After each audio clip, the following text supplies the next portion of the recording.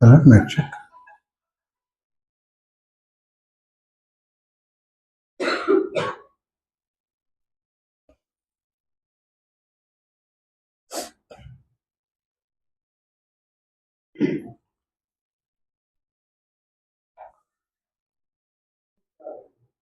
Hello.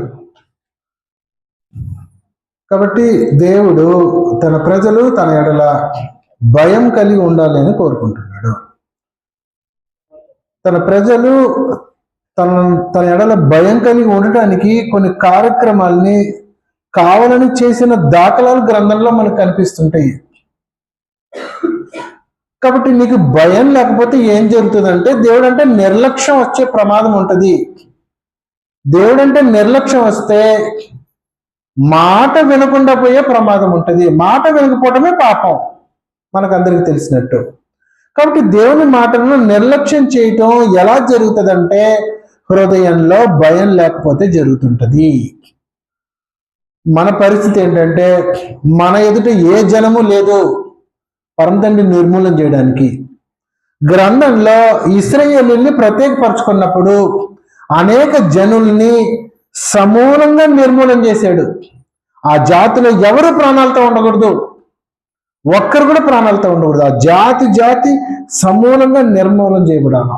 ఆ జాతిలో ఎవరన్నా ఉండకూడదు అని నిక్కచ్చిగా కార్యక్రమాలు చేశాడు చరిత్రలో దేవుడు.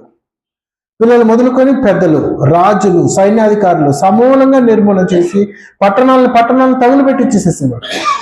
కాబట్టి అలా చేయడం ద్వారా దేవుని యొక్క ప్రజలకు హృదయంలో భయాన్ని కలిగించాడు. అలా కలిగించిన కారణాన రాహాబను స్త్రీ, వేశ్యగా ఉన్న స్త్రీ మారు మనసు పొందే అవకాశం దొరికింది. ఆమె కుటుంబం ఆ తర్వాత మారు మనసు పొంది క్రియల మూలంగా తమను తాము కాపాడుకునే ఆస్కారం కలిగింది. కాబట్టి దేవుడు అంటే హృదయంలో భయం ఉందా పరీక్షించుకోవాల్సిన అవసరం ఉంది. దేవునికి సంబంధించిన విషయాల్ని భయంకరంగా చిత్రీకరిస్తున్న అనేక సందర్భాలు మనకు కనిపిస్తుంటాయి. అందులో ప్రత్యేకించి ఆదికాండము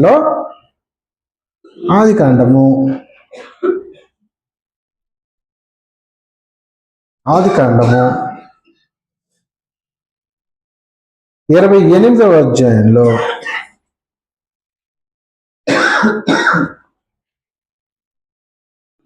ఆశ్చర్యం వేస్తుంది సందర్భం.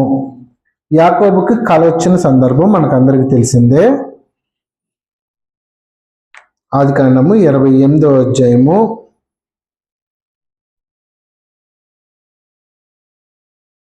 10వ వచనం చదువుదాం. యాకోబు బెయేర్షెబా నుండి బయలుదేరి హారాను వైపు వెళ్ళుచు ఒక చోట చేరి ప్రొద్దు గుంకినందున అక్కడ ఆ రాత్రి నిలిచిపోయి ఆ చోటి రాళ్లతో ఒకటి తీసుకుని తనకు తలగడగా చేసుకుని అక్కడ పండుకొని అప్పుడు అతడు ఒక కలగనెను. అందులో ఒక నిచ్చెన భూమి మీద నిలుపబడి ఉండెను. దాని కొన ఆకాశమును కంటేను దాని మీద దేవుని దూతలు ఎక్కుచు దిగుచు నుండిరి. మరి యెహోవా పైగా నిలిచి నేను నీ తండ్రి అయిన అబ్రహాము దేవుడును ఇస్సాకు దేవుడునని యెహోవాను నీవు పండుకొని ఉన్న ఈ భూమిని నీకు నీ సంతానమునికి ఇచ్చేదను. నీ సంతానము భూమి మీద లెక్కకు ఇసుక రేణువుల వలె అగును. నీవు పడమటి తట్టునను, తూర్పు తట్టునను, ఉత్తరపు తట్టునను, దక్షిణపు తట్టునను వ్యాపించదవు. భూమి యొక్క సమస్త వంశములని నీ మూలముగాను నీ సంతానం మూలముగాను ఆశీర్వదింపబడును. ఇదిగో నేను నీకు తోడయుండి నీవు వెళ్ళు ప్రతి స్థలమందు నిన్ను కాపాడుచు ఈ దేశమునకు నిన్ను మరలా రప్పించదను. నేను నీతో చెప్పినది నెరవేర్చు వరకు నిన్ను విడువనని చెప్పగా ఏం చెప్పాడంటే చాలు. ఏం చెప్పాడు? ప్రయాణమైపోతున్నాడు కాబట్టి ప్రొద్దు గుంకింది, నిద్రపోవాలా. ఓ రాయి తీసుకున్నాడంట, తలగడగా చేసుకొని పడుకొని నిద్రపోయాడంట. నాకు తెలిసి కొన్ని 100 సార్లు చదివింటాం మనం దీన్ని. ఏం పెద్ద ఎక్స్ట్రాడినరీగా ఏం అక్కడ సంగతులు రాయబడలా. ఏం రాయబడిందంటే నిద్రపోతున్నప్పుడు ఆకాశం నుంచి కిందికి ఒక నిచ్చెన కనిపించింది.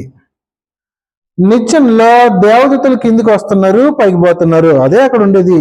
పెద్దగా భయంకరమైంది, భయపడే కలయం కాదు ఇది.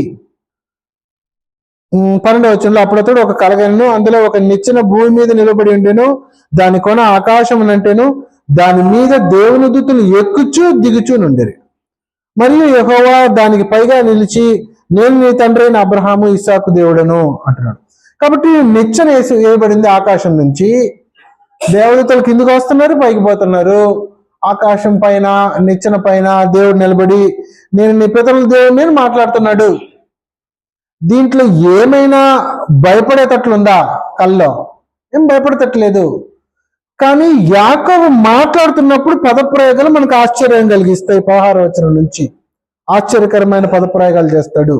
16లో మాట్లాడుతున్నాడు, యాకోబు నిద్ర తెలిసి నిశ్చయముగా యెహోవా ఈ స్థలమందు ఉన్నాడు,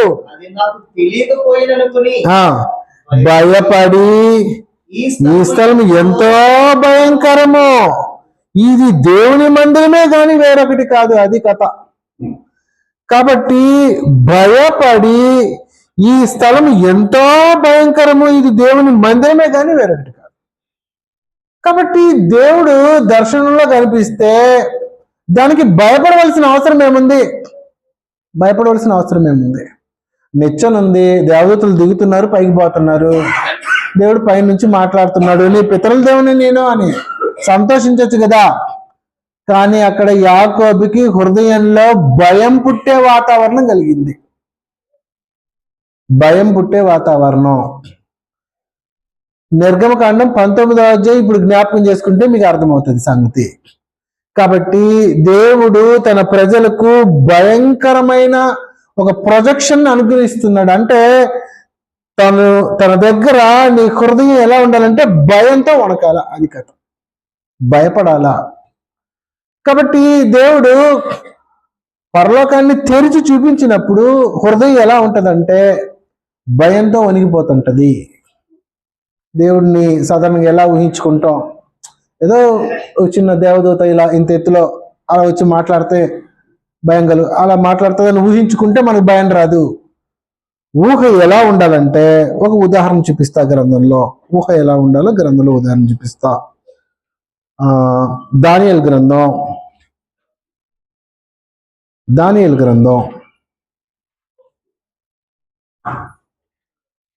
7వ అధ్యాయంలో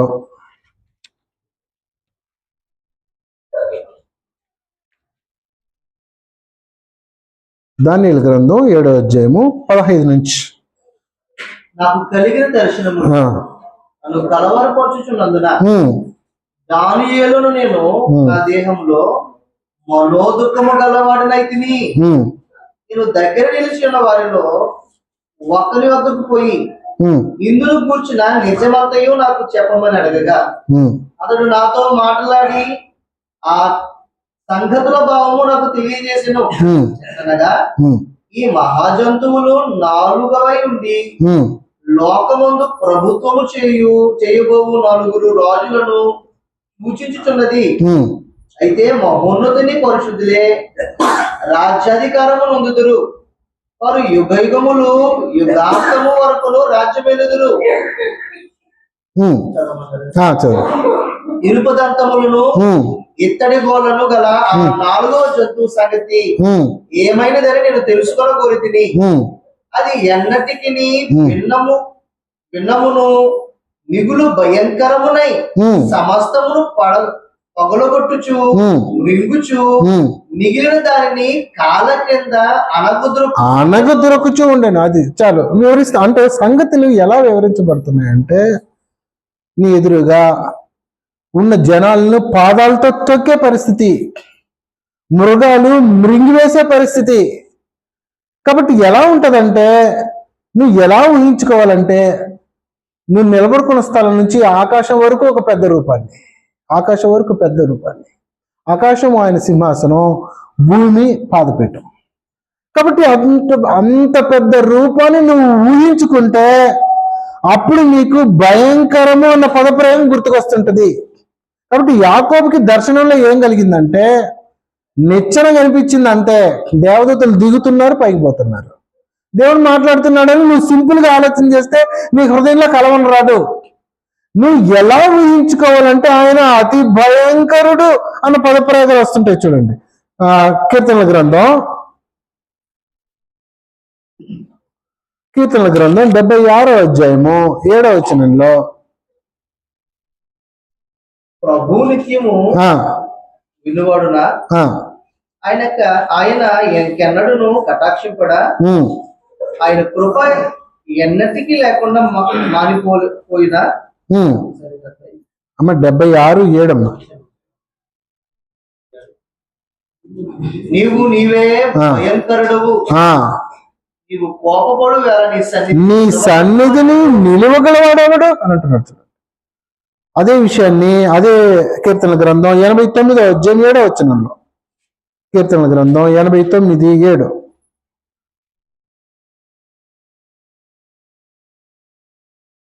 పరిశుద్ధుల దూతల సభలో ఆయన మిక్కిలి భీకరుడు, తన చుట్టూనున్న వారందరికంటే భయంకరుడు. అది కథ. కాబట్టి యాకోబు దర్శనం కలుగుతున్నప్పుడు దేవుడు ఎలా కనిపిస్తున్నాడు అంటే భయంకరుడుగా కనిపిస్తున్నాడు. అది కథ. కాబట్టి దేవదూతల సమూహం కనిపిస్తుంది. దేవదూతల సమూహం కిందికి పైకి పోతుంటే దేవుడు భయంకరుడుగా, మన ఊహకు అందని ఒక స్థితిలో. కాబట్టి దేవుణ్ణి ఆ రకంగా నువ్వు చూడవలసిన అవసరం ఉంటుంది. ఊహించుకోవడం అన్న భావన వస్తుంది, నో ప్రాబ్లం. కాబట్టి నీ ఊహకు అందని స్థితిలో దేవుడు సృష్టికర్తగా భయంకరుడుగా కలిగిన దర్శనంలో యాకోబు కనిపించాడు. కాబట్టి ఏమంటున్నాడంటే ఈ స్థలము ఏమంటున్నాడు చూడండి, 16వ వచనంలో, ఆదికాండము 28:16 యాకోబు నిద్ర తెలిసి నిశ్చయముగా యెహోవా ఈ స్థలమందున్నాడు, అది నాకు తెలియకయే పోయిననుకొని భయపడి ఈ స్థలము ఎంతో భయంకరమో, ఇది దేవుని మందిరమే కానీ వేరొకటి కాదు. కాబట్టి దేవుడు మానవుడికి ఎలా కనిపిస్తున్నాడంటే భయంకరుడుగా. ఎలా కనిపించాలంటే భయంకరుడుగా. కాబట్టి దేవుని యొక్క చేతుల పట్టి ఇప్పుడు మన సంగతికి వద్దాం. మనకు మాత్రం లేదా ఆ పరిస్థితి. హెబ్రీయులకు రాసిన పత్రిక మనకు కూడా అదే సంగతి మాట్లాడుతున్నాడు చూడండి. జాగ్రత్త అంటున్నాడు, భయంకరము, జాగ్రత్త భయంకరము అంటున్నాడు. హెబ్రీయులకు రాసిన పత్రిక 10వ అధ్యాయంలో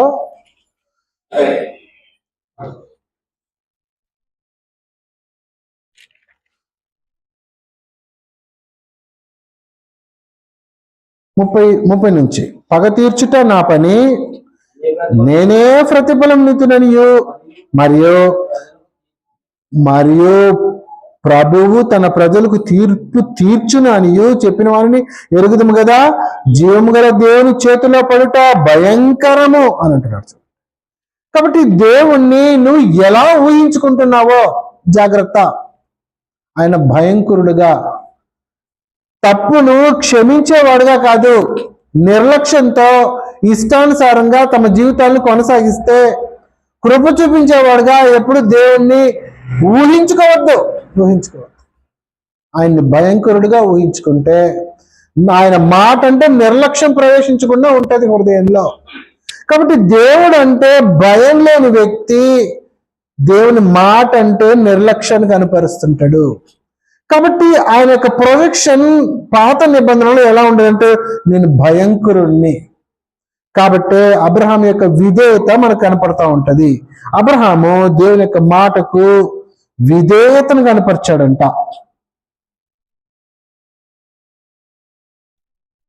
ఆదికాండము 22వ అధ్యాయంలో, ఆదికాండము 22వ అధ్యాయము, ఆదికాండము 22వ అధ్యాయము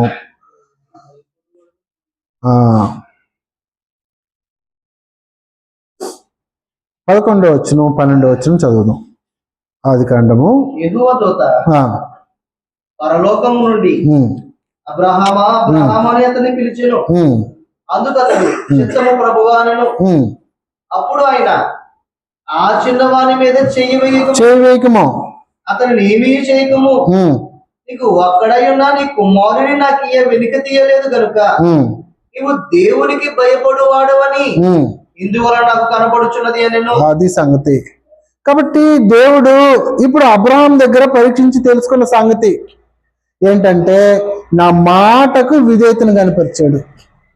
మాటకు విధేయతను కనపరచటం దేవునికి భయపడటం, అది సంగతి. దాన్ని ఆయన మాట్లాడుతున్నాడు. నీకు ఒక్కడై ఉన్న నీ కుమారుని నాకు వెనుక తీయలేదు గనుక నీవు దేవునికి భయపడేవాడు అని ఇందువలన నాకు కనపడుతున్నది. కాబట్టి దేవుని మాటకు విధేయత కనపరచటం, దేవునికి భయపడటం, అది సంగతి. కాబట్టి దేవుని యొక్క మాటలను అనుసరించి జీవించటం, మనిషి ఏం చేస్తున్నాడు అంటే దేవునికి భయపడుతున్నాడు అనేది అర్థం. నీ హృదయంలో దేవుని యొక్క మాటలకు భయం ఉందా పరీక్షించుకుందాం. దేవుని మాటలను అనుసరించి జీవించాలనే ఆలోచన ఉందా? నువ్వు దేవుడంటే భయపడుతున్నావు అనేది దేవుని యొక్క లెక్క, ఇంకేమిలా. కాబట్టి దేవుని యొక్క మనస్సు, తన ప్రజలు తనంటే భయం కలగాల. దానివల్ల ఏంటి ప్రయోజనం అంటే, నువ్వు ఆయన మాటలు గైకొనేవాడుగా ఆయన సముఖంలో బ్రతికే ఒక కృపను పొందుతుంటావు. ఆయన మాటలు గైకొనటము దాసత్వంతో సమానము అనేది గ్రంథం, ప్రకటన గ్రంథం 19వ అధ్యాయంలో. కాబట్టి భయం కలిగిన వ్యక్తి దాసత్వాన్ని చేస్తాడు, అది గ్రంథం యొక్క ఉద్దేశం. ప్రకటన గ్రంథం 19వ అధ్యాయము 5వ వచనంలో, మరియు దాసులారా ఆయనకు భయపడేవారులారా అంటున్నాడు. చూడండి, కొద్దివారేమి గొప్పవారేమి మీరందరూ ఆయన స్తుతించుడి అని చెప్పుచున్న యొక్క స్వరము సింహాసనం వద్ద నుండి వచ్చాం.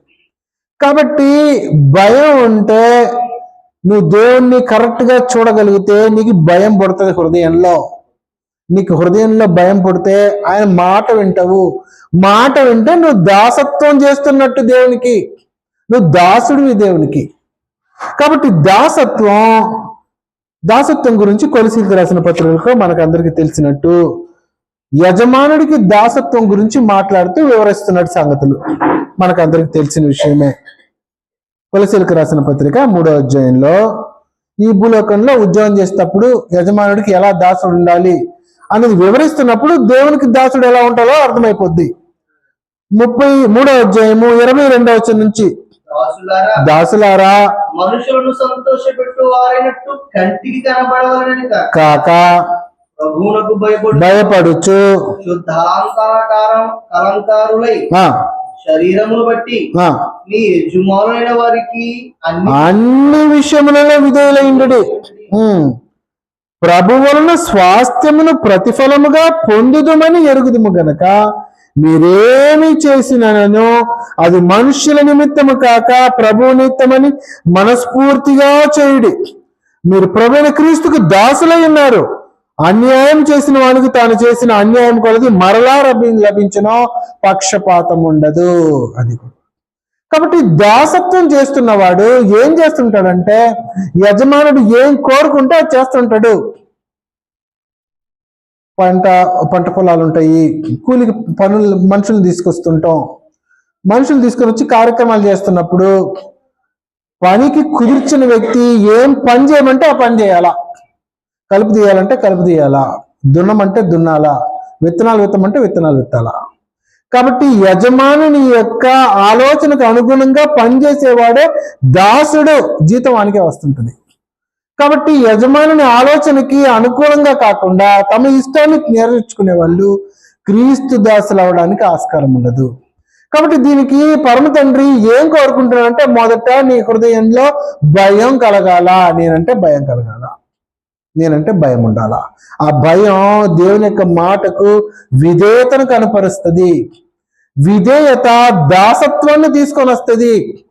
దాసత్వం దేవుడు ఏం చెప్తే అదే, దాన్ని మీరే ప్రసక్తే లేదు అనే భావన మానవుని హృదయంలో పుట్టించే ఆస్కారం ఉంటుంది. కాబట్టి అటువంటి మనస్సు మనకు ఒకవేళ కలగకపోతే భూలోకంలో నీకు యజమానులు 2-3 అయిపోయే ప్రమాదం ఉంటుంది. దాంట్లో ప్రత్యేకంగా ధనం యొక్క యాజకత్వం యజమానత్వం గురించి మనకు గ్రంథం మాట్లాడింది. నువ్వు ఒకవేళ దేవునికి విధేయుడు కాకపోతే నువ్వు ధనానికి విధేయుడు అయిపోతావేమో, జాగ్రత్త అని గ్రంథం హెచ్చరిస్తుంది. మత్తయి రాసిన సువార్తలు మనకు అందరికీ తెలుసు. దాసత్వం చేసేటప్పుడు దేవునికి దాసత్వమా ధనానికి దాసత్వమా పరీక్షించుకో అనేసింది.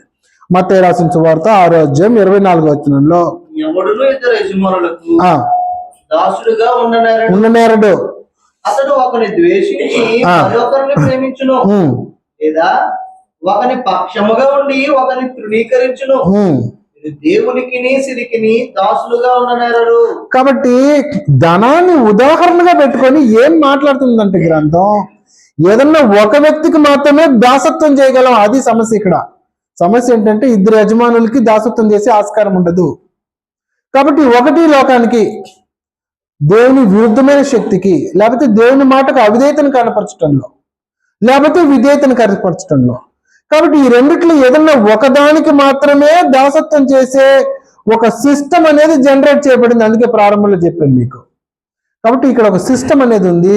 మనకు ఉదాహరణగా భూలోకంలో ఏదో ఒక డాక్యుమెంట్ తీసుకొని రావాలా భూమికి సంబంధించి, దానికి ఒక సిస్టమ్ జనరేట్ చేయబడి ఉంటుంది. దాంట్లో ఉన్న వ్యవస్థకు అనుకూలంగా నువ్వు దాన్ని తెచ్చుకోగలవు తప్పితే విరుద్ధంగా తెచ్చుకుంటే మేబీ నీకు లంచాలు ఇచ్చో లేకపోతే అధికారులు ఇచ్చేసో జైలుకి వెళ్ళే ప్రమాదం ఉంటుంది. కాబట్టి దేవుని దగ్గర కూడా అదే కోణమే. ఏం ఆలోచన చేస్తున్నాడంటే, నేనంటే భయం హృదయంలో, నా మాటకి విధేయత రెండవదిగా, మూడవదిగా నేను చెప్పిన దాన్ని కుడివైపు తొలగకుండా చేసే దాసత్వం.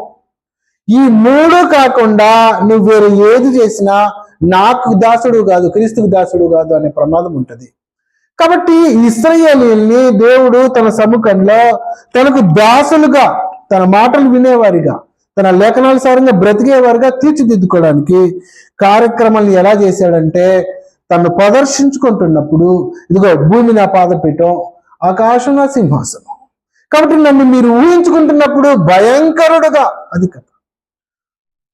ధర్మశాస్త్రాన్ని ఇస్తున్నప్పుడు పెద్ద అగ్ని కొలుములో దిగవలసిన అవసరం ఏముంది. కాబట్టి ఆకాశం నుంచి యాకోబుతో మాట్లాడుతున్నప్పుడు తనంటే ఒక భయంకరమైన స్థితిని మానవునికి కనపరిచి, అమ్మో దేవుడు అంటే అమ్మో భయంకరుడు దేవుడు, ఆయన చేతిలో పడుట భయంకరము అనే స్థితిని గుర్తింపజేయడానికి మానవునికి భయాన్ని పుట్టించి తన ఎడల విధేయతను కోరుకుంటున్నాడు దేవుడు. ఆ భయం నీకు కలగాలంటే రాహాబు లాంటి పరిస్థితి మనకు అవసరం లేదు. ఇప్పుడు అంటే కళ్ళెదురుగా ఒకడు చావలసిన అవసరం లేదు. నువ్వు గ్రంథాన్ని పరీక్షించి సంగతుల్ని మెదడులో ఉంచుకుంటే సరిపోతుంటది. రాహాబు చావు మరణంతో, చావు భయంతో దేవుడంటే విశ్వాసం కలిగి క్రియలను ప్రదర్శించింది. తన తోడుండే తన దేశంలో, అంటే ఆ ఎరుక దేశాన్ని తన దేశం అని మనం అనుకుంటే, ఆ దేశంలో ఉన్న సమస్త జనులు దేవునికి విరుద్ధంగా అన్యాయస్తులుగా బ్రతుకుతున్నప్పుడు ఒకే ఒక స్త్రీ, తన కుటుంబం దేవుని పక్షాన విశ్వాసాన్ని ప్రదర్శించి దేవుని మాటకు, దేవుని యొక్క ప్రజలతో ఏకీభవించి విధేయత చూపించింది. తన యొక్క ప్రజలను, దేవుని యొక్క ప్రజలను కాపాడి దేవుని మాటకు విధేయతను కనపరిచింది.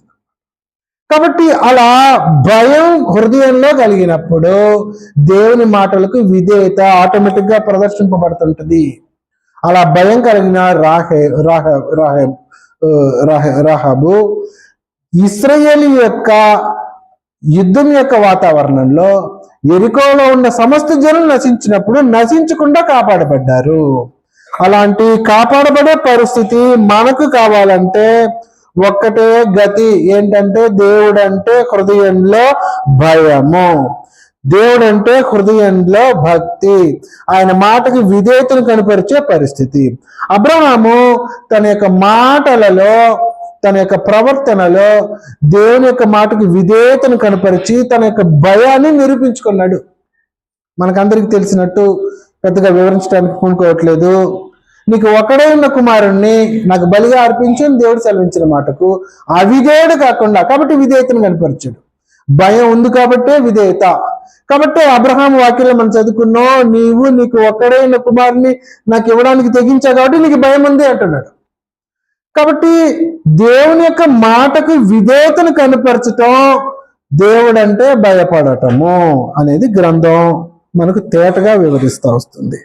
కాబట్టి దేవుడంటే భయం కలగాలంటే పేతురు రాసిన పత్రిక, క్షమించండి 2 కొరింథీయులకు రాసిన పత్రిక, అబ్రహాంకి ఎలా హృదయంలో భయం పుట్టిందో అలా నీకు పుట్టడానికి ఒక సంగతిని గ్రంథం పరిచయం చేస్తుంది.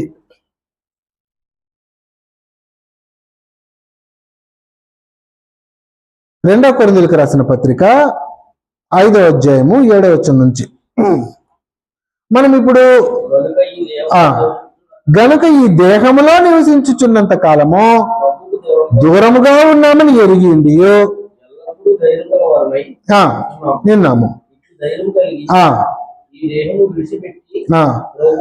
ప్రభువునొద్ద నివసించుటకు ఇష్టపడుచున్నాము. ఉన్నను విడిచినను మిగులు అపేక్షించుచున్నాము. ఎందుకనగా మంచివైనను సరే ప్రతి వాడును పొందినట్లు ప్రత్యక్షము కావలెను. ప్రభు విషయమైన భయము నెరిగి మనుషులను ప్రేరేపించుచున్నాము.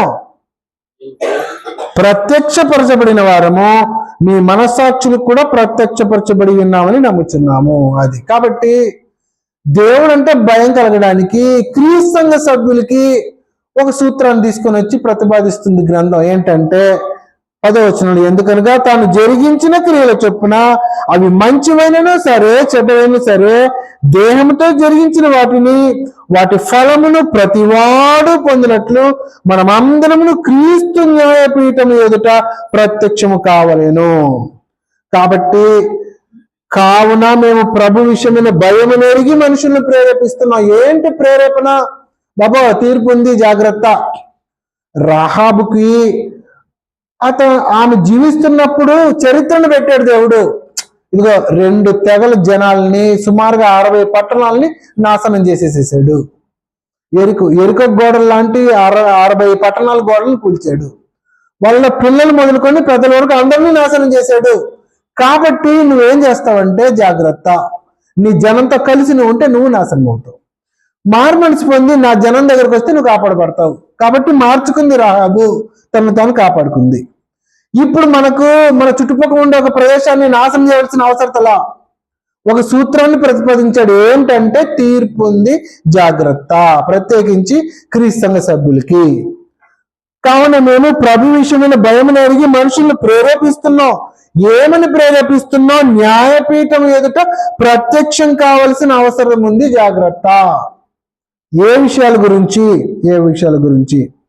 న్యాయపీఠం ఎదుట ప్రత్యక్షం అవటానికి హృదయం యొక్క తలంపుల్ని పరీక్షిస్తాను అని గ్రంథం మాట్లాడేసింది. రోమీయులకు రాసిన పత్రిక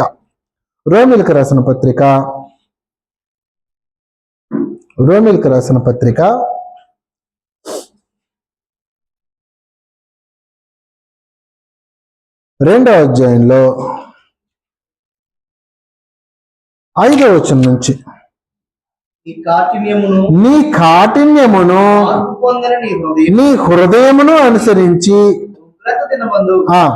అనగా దేవుని న్యాయమైన తీర్పు వెలుపరచబడు దినమందు నీకు నీవే ఉగ్రతను సమకూర్చుకొనుచున్నావు. ఆయన ప్రతి వానికి వాని క్రియలు చొప్పున ప్రతిఫలం ఇచ్చును. సత్క్రియను ఓపికగా చేయుచు మహిమను ఘనతను అక్షయతులు వెతుకు వారికి నిత్య జీవం ఇచ్చును.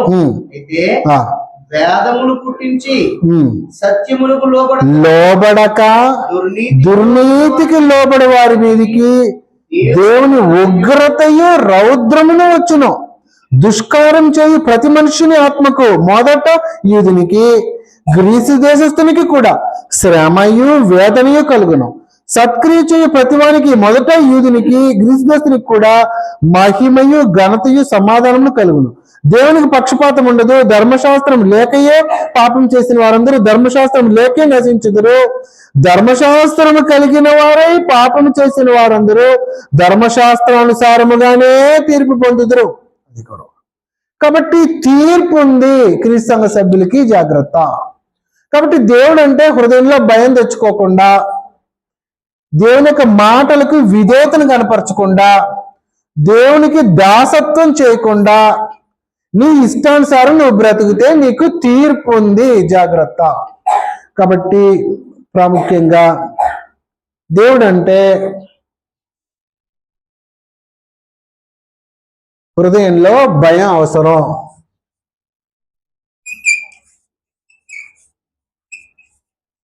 దేవునికి భయపడుట.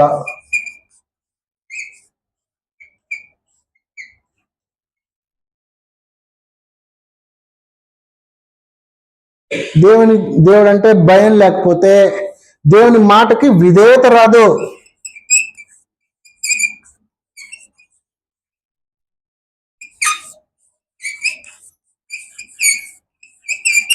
విధేయత రాదు.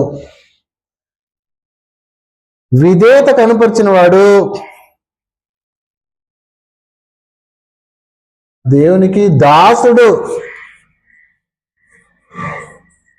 దాసత్వం చేయాలా? దాసత్వం చేస్తే అప్పుడు నీకు శిక్షావిధి ఉండదు, తీర్పులేక రావు.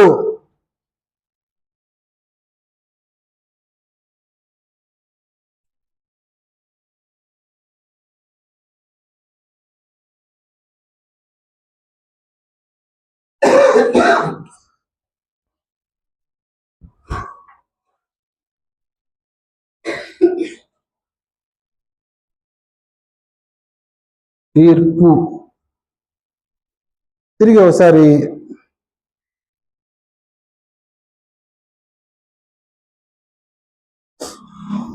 రెండో కొరింథీయులకు రాసిన పత్రిక 5వ అధ్యాయం 10లో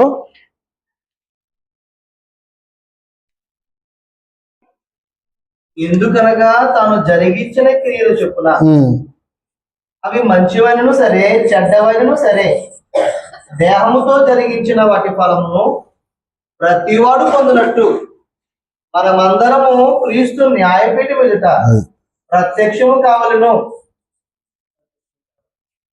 న్యాయపీఠం. కాబట్టి దేవుని యొక్క సముఖంలో ఆయన న్యాయపీఠం ఎదుట ప్రదర్శింపబడాలా, ప్రత్యక్షపరచబడాలా క్రీస్తు సంఘ సభ్యులు. కాబట్టి దేవుడు అంటే భయం లేకపోతే ఈ ఆర్డర్ మిస్ అయిపోతుంటది క్రైస్తవ జీవితంలో. కాబట్టి దేవుని యొక్క సముఖంలో ఆయన న్యాయపీఠం ఎదుట ప్రత్యక్షపరచబడవలసిన అవసరం ఉంది. ఎందుకంటే దేవుడు ఉగ్రుడుగా తను తాను ప్రదర్శించుకుంటున్నాడు. దాన్ని రోమా 2:8 మనం చదివాం. అయితే భేదమును పుట్టించి సత్యమునకు లోబడక దుర్నీతికి లోబడి వారి మీదకి దేవుని ఉగ్రతయు రౌద్రమును వచ్చును అని మాట్లాడుతున్నాడు. కాబట్టి దేవుడు ఉగ్ర రూపిగా ప్రదర్శింపబడిన కాలాలు ఉన్నాయి. కాబట్టి దేవుడు ప్రజలతో మాట్లాడుతున్నప్పుడు అగ్ని కొలుములో దిగి ధూపాలు లేసి భీకరమైన శబ్దంతో మాట్లాడి గుండె అదిరిపోయే పరిస్థితి, ఉరుములు వచ్చినప్పుడు గుండె కొట్టుకుంటారు కదా, అట్లా గుండె అదిరిపోద్ది అనమాట దేవుడు మాట్లాడి.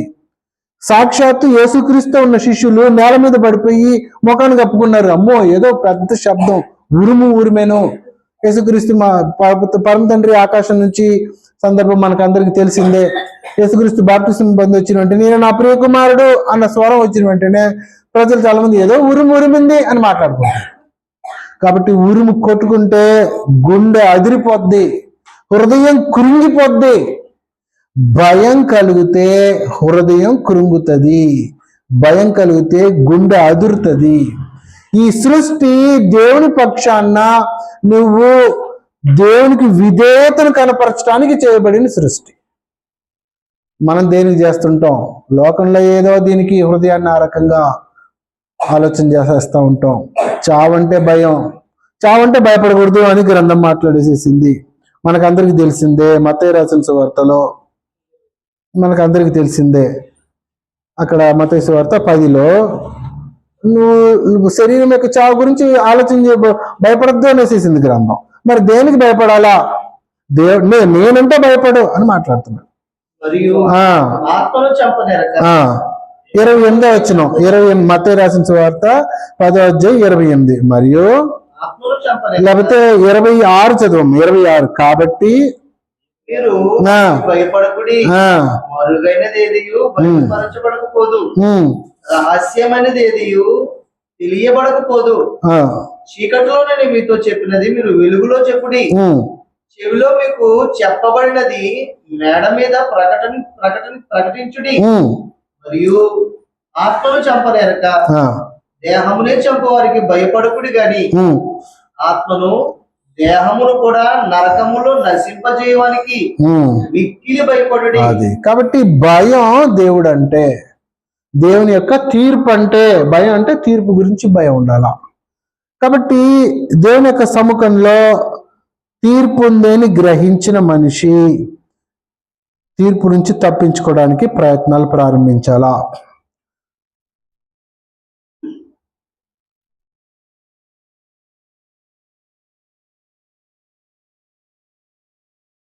కొరింథీయులు రాసిన రెండవ పత్రిక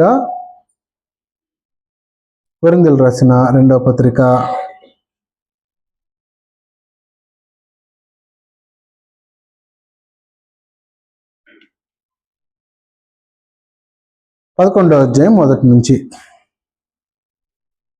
కొంచెం అవివేకముగా నేను మాట్లాడినను ఉమ్, మీరు సహింపవాలని కోరుచున్నాను. ఉమ్, నన్ను గూర్చి మీరు ఎలాగైనా సహించుడి. ఉమ్, దేవాసక్తితో మీడల ఆసక్తి కలిగి ఉన్నాను. ఉమ్, ఎందుకనగా పవిత్రురాలైన కన్యకగా ఉమ్, ఒకడే పురుషునికి అనగా క్రీస్తుకు సమర్పింపవలనని మిమ్మల్ని ప్రదానము చేసి తిరిగి గాని ఉమ్, సర్పము తన యుక్తి చేత ఉమ్, అవ్వను మోసపరిచినట్లు ఉమ్, మీ మనసులను చెరుపబడి క్రీస్తు ఎడలనున్న సరళత నుండి పవిత్రత నుండి ఇట్లైనను తొలగిపోవునేమో అని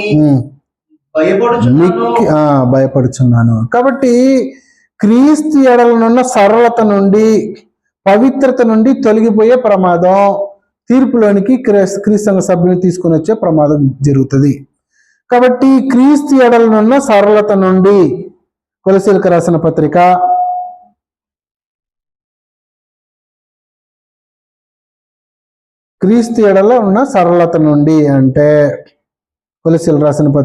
3వ అధ్యాయము 22. ఇంతకుముందు మనం చదివిందే, దాసులారా మనుషులను సంతోషపెట్టు వారింటూ కంటికి కనబడవాలని కాక ప్రభువునకు భయపడుచు శుద్ధాంతకరణ గలవారై హృదయం యొక్క శుద్ధిని సంపూర్ణంగా కలిగి అని అర్థం. శరీరమును బట్టి మీ యజమానుల వారికి అన్ని విషయంలో విద్యలోనుడి ప్రభు వలన స్వాస్థ్యమును ప్రతిఫలముగా పొందుదామని ఎరుగుదురు కనుక మీరేమి చేసినో అది మనుషుల నిమిత్తము కాక ప్రభు నిమిత్తమే అని మనస్ఫూర్తిగా చేయండి, మీరు ప్రభు అయిన క్రీస్తునకు దాసులై ఉన్నారు అంటారు. కాబట్టి దేవుని యొక్క సముఖంలో క్రీస్తు సభ్యుడిగా నీ యొక్క పాత్రను పోషించేటప్పుడు జాగ్రత్త, తీర్పు ఉంది జాగ్రత్త. మొదటి పేతురు రాసిన పత్రిక 1వ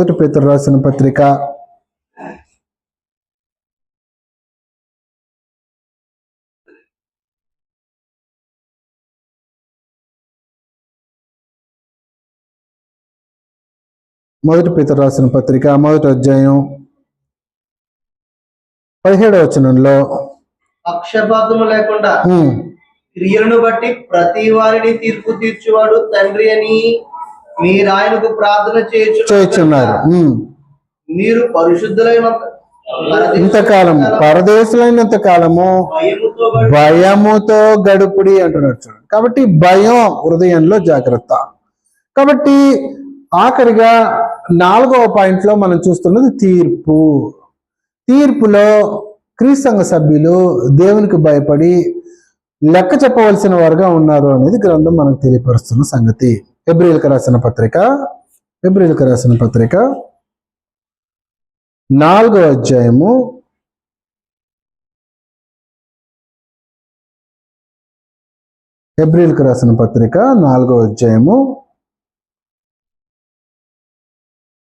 1 నుంచి. ఆయన యొక్క విశ్రాంతిలో ప్రవేశించుదమను వాగ్దానం ఇంకా నిలిచి ఉండగా మీలో ఎవడైనను ఒకవేళ వాగ్దానము పొందకుండా తప్పిపోవునేమో అని భయము కలిగిందమో వారికి ప్రకటింపబడినట్లు మనకును సువార్త ప్రకటింపబడిన గాని వారి వినిన వారితో విశ్వాసము కలిగిన వారై కలిసి ఉండలేదు గనుక విన్న వాక్యం వారికి నిష్ప్రయోజనమైనది. కాబట్టి 9వ వచనం నుంచి అదే అధ్యాయంలో 9వ వచనంలో విశ్రాంతి నిలిచి ఉంది. అది విషయం, విశ్రాంతి నిలిచి ఉంది. కాబట్టి దేవుని ప్రజలకు విశ్రాంతి నిలిచి ఉంది. ఎందుకనగా దేవుడు తన కార్యములు ముగించి విశ్రమించిన ప్రకారము ఆయన యొక్క విశ్రాంతిలో ప్రవేశించిన వాడు కూడా తన కార్యములు ముగించి విశ్రమించును. కాబట్టి అవిధేయత వలన వారు పడిపోయినట్లుగా మనలో ఎవడనూ పడిపోకుండా ఆ విశ్రాంతిలో ప్రవేశించుటకు జాగ్రత్త పడి ఉండము. ఎందుకనగా దేవుని వాక్యం సజీవము గలదై రెండంచులు గల ఎటువంటి కఠినము కంటేనో వాడిగా ఉండి ప్రాణాత్మలను కీళ్లను మూలులను విభజించినంత మట్టుకు దూరుచు హృదయం యొక్క తలంపులను ఆలోచనలు శోధించుతున్నది. మరియు ఆయన దృష్టికి కనబడిన సృష్టము ఏదియో లేదు. మనం ఎవరికి లెక్క ఒప్పచెప్పవలసి ఉన్నదో ఆ దేవుని కన్నులకు సమస్తమును మరుగు లేకుండా తేటగా కనబడుతున్నాయి. కాబట్టి దేవునికి లెక్క చెప్పవలసిన పరిస్థితుల్లో క్రీస్తు సంఘ సభ్యుడు ఉన్నాడు, లెక్క చెప్పాలా. కాబట్టి దేవునికి భయపడి కార్యక్రమాలు చేస్తే లెక్క చెప్పే పరిస్థితి ఉండదు. నువ్వు ఏం చేసినా అంటున్నాడు చూడండి, హెబ్రీలకు రాసిన పత్రిక అదే హెబ్రీలో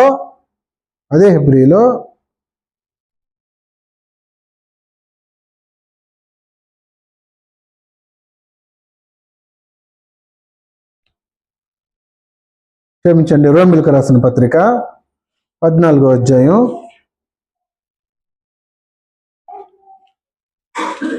11-12 వచనాలు.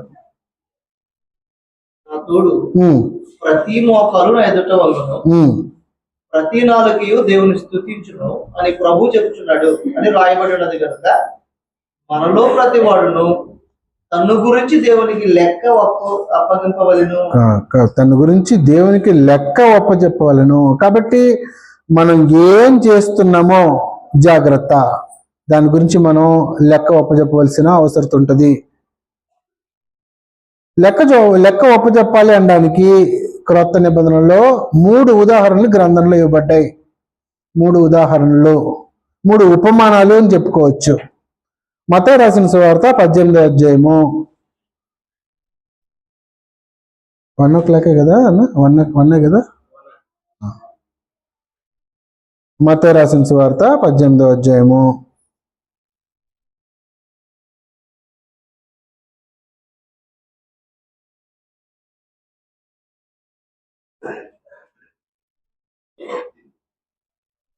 18:21 నుంచి 35 వరకు ఉన్న ఉపమానం మనకు అందరికి తెలిసిందే. అందులో 23వ వచనంలో లెక్క చూసుకోవడానికి ఉపమానం అనడానికి రాయబడింది. 23వ వచనం,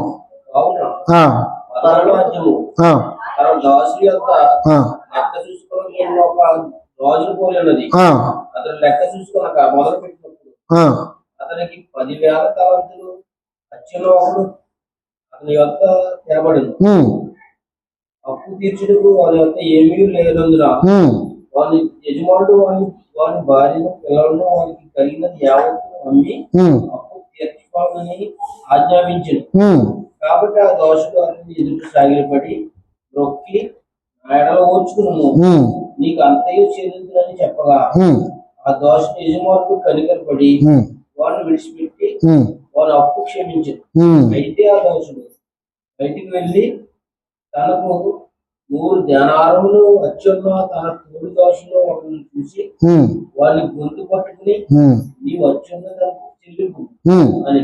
అందుకు వారి తోడు దోషుడు సాగిలిపడి నా ఎడల ఓర్చుకును నీవు చెల్లించదని వారిని వేడుకొను గాని వాడు ఒప్పుకొనక చిన్నది చెల్లించు వరకు వారిని చెరసాలలో వేయించు. కాగా వారి తోడు దోషులు జరిగినది చూసి వ్యక్తిని దుఃఖపడి వచ్చి జరిగినంతయు తన యజమానికి వివరంగా తెలిపి 33 చదివేసేద్దాం. నేను నిన్ను కరుణించిన ప్రకారము నీవును నీ తోడి దాసును కరుణింపవలసి ఉండేను కదా. కాబట్టి లెక్క చూసుకోవడం ఉపమానం 23వ వచనంలో, కావున పరలోక రాజ్యము తన దాసుల యొద్ద లెక్క చూచుకొని కోరిన ఒక రాజును పోలి ఉన్నది. లెక్క చూసుకుంటాడు దేవుడు. మొదటి ఉపమానం. రెండవది అదే మత్తయి సువార్త 25వ అధ్యాయము 14 నుంచి 30 వరకు. దాంట్లో 18, 19 మాత్రం చదువుకుందాం చాలు. అయితే ఒక తలాంతు తీసుకున్నవాడు వెళ్ళి భూమి తల్లి తన యజమాని సొమ్ము దాచిపెట్టి ఓ కాలమైన తరువాత ఆ దాసుల యజమానుడు వచ్చి వారి యొద్ద లెక్క చూచుకొనగా అంటున్నాడు చూడు. చాలు. కాబట్టి రెండవ ఉపమానంలో దేవుడు మళ్ళీ లెక్క చూసుకుంటున్నాడు. లూకా రాసిన సువార్త 3వ ఉపమానం. 3 ఉపమానాల్లోనూ దేవుడు తన ప్రజల దగ్గర లెక్క చూసుకుంటున్నాడు. తీర్పులోనికి తేడానికి ఇంకేమీ కాదు, లెక్క చూస్తున్నాడు. జాగ్రత్త. లూకా సువార్త 16వ అధ్యాయంలో 1-2 వచనాలు. మరియు ఆయన శిష్యులతో ఇట్లనెను. లూకా రాసిన సువార్త 16వ అధ్యాయం 1-2 వచనాలు. ఒక ధనవంతుని యొద్ద ఒక గృహ నిర్వాహకుడు ఉండెను.